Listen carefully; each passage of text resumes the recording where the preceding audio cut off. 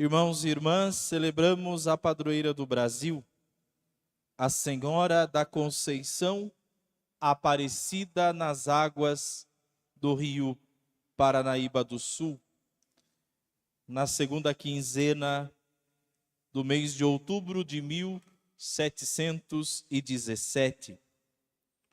A Mãe de Deus que, na sua pequenina imagem, por quanto tempo não se sabe, permaneceu no leito de um rio, e sua imagem de negra cor, num período de escravidão, se tornou a mãe de toda a nação brasileira. Aquela que teve como seu primeiro trono a rede de pesca de homens desesperados, porque uma caravana do império passava pela vila de Guaratinguetá, provavelmente uma sexta-feira, e precisava servir peixe, e o rio não estava para peixe naqueles dias. Porém, desespero sim, falta de esperança não. Redes nas barcas e vamos ao rio. Só que lá estava a Mãe de Deus. Aparecida nas águas, trouxe resposta à esperança dos pescadores e trouxe peixe às suas redes. As leituras que nós ouvimos hoje nos falam exatamente sobre isso, sobre a presença de Deus que pode mudar todo o rumo de situações e de histórias. Na primeira leitura nós temos a mudança da história dos filhos de Deus que estavam com os dias contados. Os dias contados, pois o reino onde Esther era rainha, Esther era uma órfã que pelo exílio foi deportada e que caiu nas graças de Assuero, e de órfã e escrava se tornou rainha, e que ninguém entendia o porquê, mas o porquê a leitura de hoje nos dá. Deus já sabia de tudo, pois sendo ela dos filhos de Israel, quando chegou aos seus ouvidos que havia sido dado um decreto que os filhos de Israel seriam eliminados, ela se coloca em oração diante de Deus, em jejum e muita oração. Terminados seus dias de oração, Esther se levanta, coloca a veste de rainha e se apresenta ao rei. E nunca ela esteve tão bonita como naquele dia. Não por causa da veste de rainha, mas por conta daquilo que a oração fez nela. A oração deixou Esther irresistível, a ponto do rei dizer: pode me pedir o que quiseres. E ela pediu: preserva minha vida, eis o meu pedido, e a do meu povo, eis o meu desejo. E assim se fez. A força da oração, a força de saber levar diante de Deus, antes de qualquer lugar, antes de qualquer coisa, levar diante de Deus aquilo que nós estamos vivendo, aquilo que nós estamos passando, porque aonde está Deus, as coisas mudam de rumo. Pois aquilo que estava definido, a execução dos filhos de Israel, Deus colocou a mão por intercessão de Esther e nada aconteceu, pois aonde Deus está, muda-se histórias.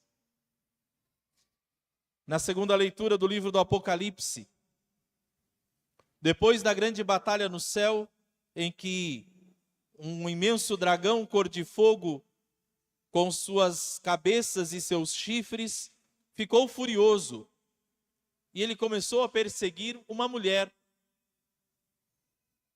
que estava prestes a dar à luz. E nós podemos pensar, o que é uma pequena mulher diante de um imenso dragão cor de fogo, cuja sua cauda varria a terça parte das estrelas do céu. O que é uma mulher diante disso? Não é nada. A fragilidade da mulher diante da grandeza deste monstro a coloca em desvantagem. Porém, o Apocalipse diz, esta mulher ela é revestida de sol, o sol que é Deus. Até mesmo a mais frágil mulher, revestida de Deus, ela se torna um perigo para o dragão. E até mesmo o mais terrível dragão, diante dessa mulher, mia como se fosse um gatinho. Como se fosse um gatinho. Porque tão pequenina, mas tão cheia de Deus. Toda revestida de Deus. Ela deu toda a sua biologia a Deus. Porque Jesus biologicamente traz todos os traços de Maria. Mas ao mesmo tempo, toda a graça de Deus habita nela. Houve um intercâmbio. Maria deu tudo o que ela tinha para que Deus pudesse nascer. E Deus deu tudo o que ele tinha para que ela pudesse ser rainha. Esse intercâmbio que eu e você podemos fazer com Deus, basta que nós não guardemos nada para nós, vamos ouvir isso na liturgia de amanhã. Dar a Deus tudo. Porque quando nós damos o nosso tudo, Deus nos dá o tudo que ele tem. E acredite, filhos, o nosso tudo perto do que Deus é não é nada. Se quisermos receber o tudo de Deus, aprendamos a sermos todo dele, pois a mulher vestida de sol, o dragão, a serpente não conseguiu tocar sobre ela. Sua vida, quando revestida de Deus, o mal não consegue tocar. E por fim, no Evangelho, numa festa de casamento, quando o vinho veio a faltar, Maria corre a Jesus e intercede dizendo, o vinho acabou. E Jesus dizendo, a minha hora ainda não chegou, não se recusa a um pedido de sua mãe. Porque ninguém mais como Maria sabe a hora de Deus. Ah, ela sabe. Ela ainda era uma adolescente entrando na juventude quando Deus veio visitá-la. A hora de Maria ainda não havia chego. Mas quando é a vontade de Deus, os relógios se adiantam e tudo entra no eixo. O milagre em Caná da Galileia nos coloca na palavra para dizer, muitas coisas podem faltar na nossa vida, mas jamais nos pode faltar Maria dentro da nossa casa. Maria dentro do nosso coração. Maria como nossa mãe. Porque Jesus e seus discípulos e a mãe do Senhor tinham sido convidados para o casamento. Queridos filhos, Deus muda todas as realidades quando nós o permitimos.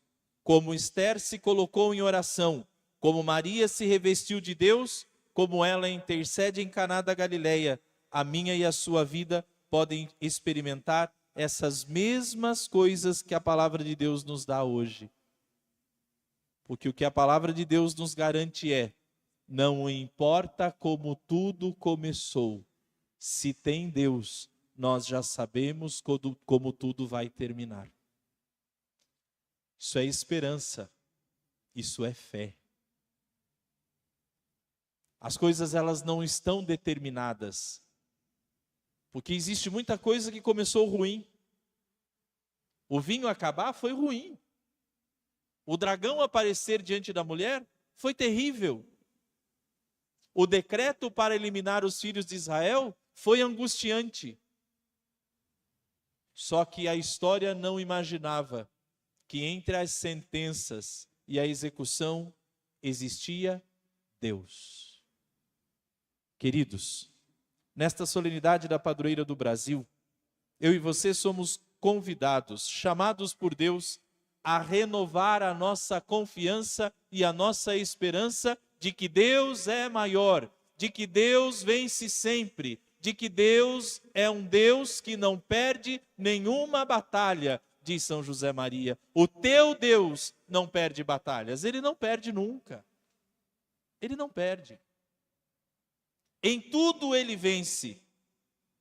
E se estivermos com ele, eu e você venceremos também.